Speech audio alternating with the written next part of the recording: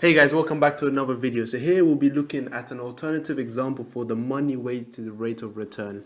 And over here, this definition is obtained from the core reading, and this is well put. So let's have a look at a quick review. What is the money weighted rate of return?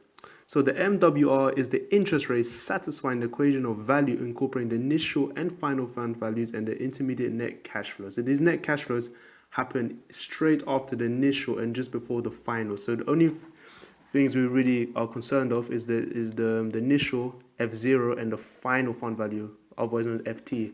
And the rest of these cash flows will be denoted between C1 to CT just before the final time. Normally, we discount each of the cash flows in the equation of value. However, here we will accumulate the initial value of the fund and the cash flow and equate it to the final value. So every cash flow you get is irrespective of the time. So we just put the cash as it is. So you're given it at time 0. This is the cash you will use. You won't find the time value, hence it's called the money weighted, not the time. Note that the equation value used in calculating MWR only takes account of new money. Very important as well. So we're not interested in money coming from dividends or interest rates or even from shares. This is straight up new money, such as pension scheme money, benefits, money coming in from another company, this kind of stuff. Now, and of course, any cash flow generated by the fund itself must be ignored, hence what I just said. So the formula itself, recap. So this is the formula that states. So F0 here is the fund value at time 0, FT being the final fund value, and the intermediate cashes are in between. These are the net cash flows. And this is all powered up by 1 plus I, the MWRR, to the power of capital T. Capital T is the time T. So think of this as the total period. That's what we're going to use a T. So between 1 month, one year to another will be the value of T. And these T1s are the time period at the point of its respective cash values. Hey guys, now here is the example. So what do we have? We have an investor invested 100 in a fund on each one of the 1st of January of 2009 to 11.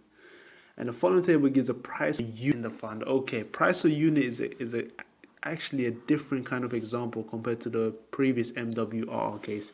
If you haven't seen the regular one that deals with just pure net cash flows, then look at my description and click on the link. You should find a net cash flow example. Okay, so on the 1st January each year, so this is telling us that the unit price of each of these money they invested is actually worth that amount in the following year in the fund, due to the effects of time, of course. So 100 invested in that year is actually worth 105. Whereas in this following year is 103 and 107.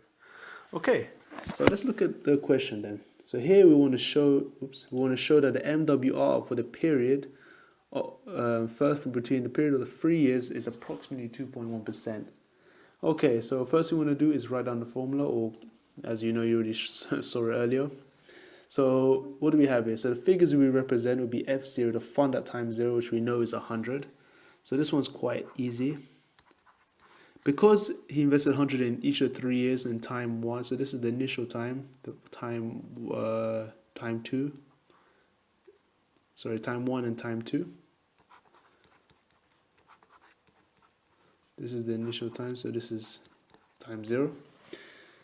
Basically, we treat this as a cash amount because this is a pure cash he invested. He never invested a fund, he invested a cash amount of 100. And of course, it doesn't go this far. Now, we need to work out the final fund value. So because we're doing a 3-year period, we need to kind of evaluate the fund value, which is the total amount, but in year 3. So we need to respect the laws of time.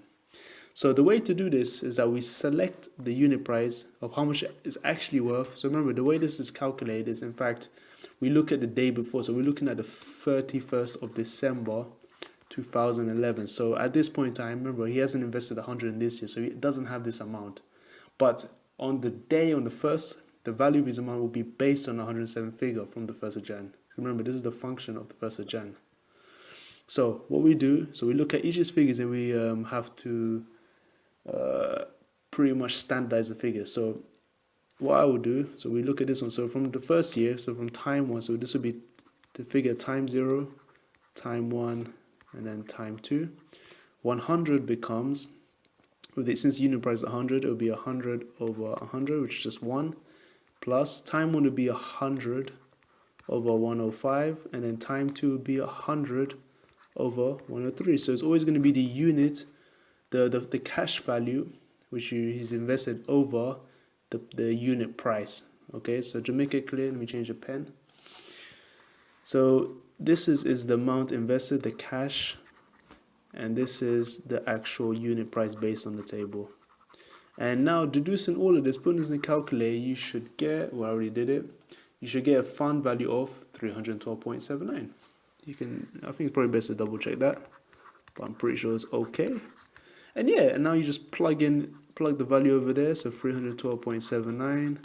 And the way to do this, and of course T and T1, T2, I don't know if I stayed that, but because capital T is 3 years, it's 3 years. T1 is this value here, so this is 1 year later. And this value T2 is 2 years later, so the value here is 2, value here is 1, and the capital T is 3.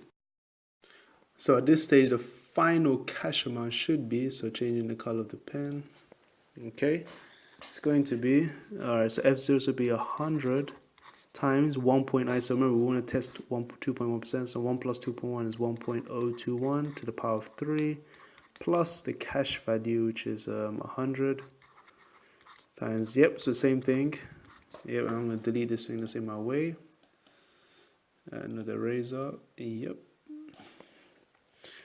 to the power of 2 plus the cash amount at time 2 is 100, 1.021 to the power of 1, and we want to put this in the calculator, and you should get approximately, you should get exactly the right hand side, which is 312.79, and that's it, guys. This is how we show that it's 2.1%. We just plug in the value and you should get the right hand side. That's it, guys. So I hope this video helped, and let me know if you need any more examples. Until then, I shall see you guys down the road, so ciao.